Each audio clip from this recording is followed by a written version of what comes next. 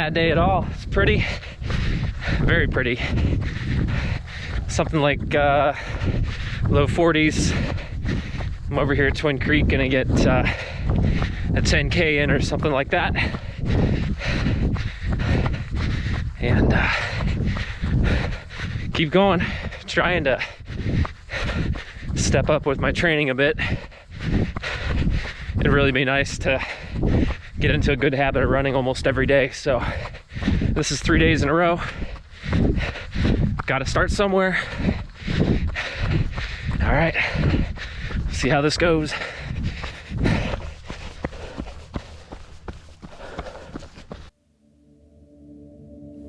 I made an old man. I said, tell me your story.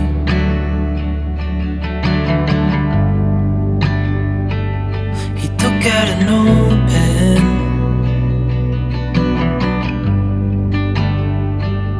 and wrote something for me.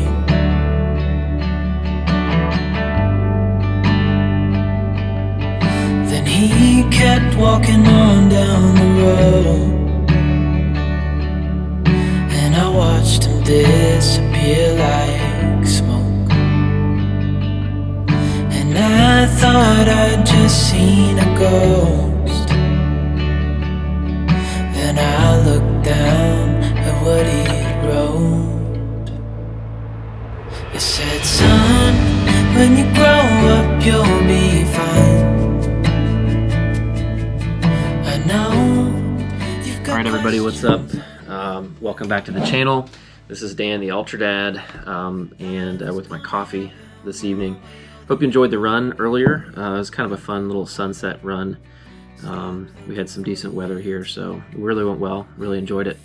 So, alright, tonight I'd like to share with you 2 races that I have my eye on for late spring, early summer.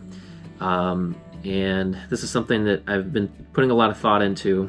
I've got 2 races that I really would like to run. I'm not sure I can do both, but I am currently signed up for both. So I'm signed up for the Cruel Jewel 100, which is down in Vogel State Park in Georgia, and that is in May. And I guess I should have come prepared with actual dates, but it's in, I think, early to mid-May.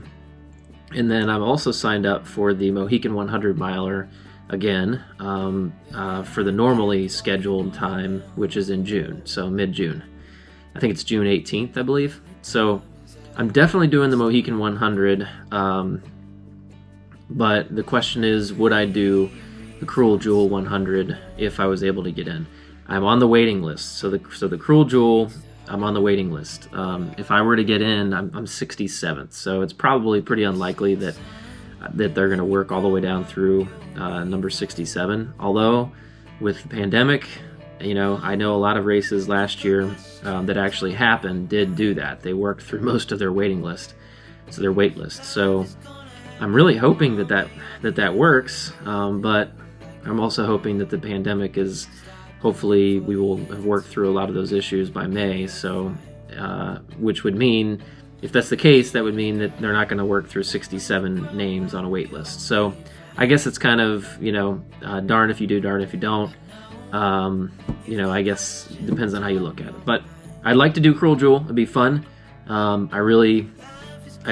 signed up last year for it. I was going to do it, and it turned out that it, you know, obviously was canceled. So I think it was rescheduled at one point. Either way, it didn't happen.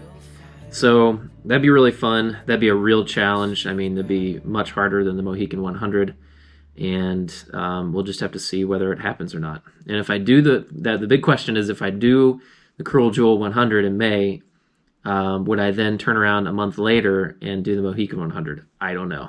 It'd be a big task. I don't even know if my body would be ready for that. I'm not sure I would just be excited and thrilled with the idea, because that's a lot of miles, 200 miles within a couple months. But I guess we'll just have to see how it pans out. It's kind of exciting to think about, though. It gives me definitely some big goals to work towards during these winter months, these cold, dark winter months. It's just been you know, I've already talked enough about that. So so let's get a drink of coffee. And then we have probably the race that I really my you know, those are both A races for sure, but this is my AAA race. I want to go back and do Fat Dog again in the fall. So the Fat Dog 120 was my first attempt at a 100-miler. Probably very much ill-advised. I did not finish it. It was a great trip, though. I really enjoyed going all the way up there in the Cascades, just east of Vancouver, by a couple hours. So that was an amazing time. I really enjoyed it. I was by myself that time, so I'm hoping maybe I can bring my family with me this time. But that is going to be just an amazing experience. Not signed up for it yet. Sign-ups are on January 5th, and a bunch of people already rolled over.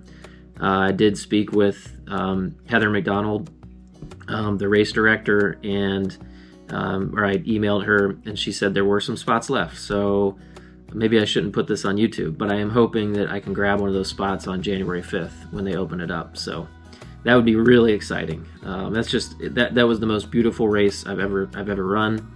And I did the Run Rabbit Run 50 miler in Colorado, and that was amazing. Don't get me wrong. Steamboat Springs is an amazing place, but you know, Manning Park in British Columbia was just it's hard to describe. It's not nearly as high as the mountains in Colorado, which get up to, you know, 11, 12,000, all the way up to 14 if you go to a 14er. In Manning Park,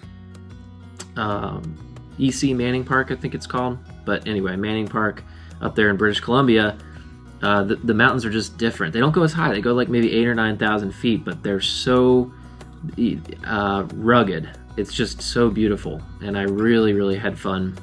In fact, you can check it out. I did make a video about it, upper right-hand corner, but I'd like to do a redo with the Fat Dog 120, and this time hopefully finish. So fingers crossed. So that's what I wanted to talk about today. Kind of a quick topic. Hope you enjoyed the run. It got kind of dark, so I don't know how the footage came out. I haven't edited it yet, but that's the topic of the day. So races next year. Let's just hope. Let's hope it happens. So thanks again for watching the channel. Subscribe if you like these videos. Be sure to hit that bell as well so you can be notified when new videos come out, and I'll catch you in the next one.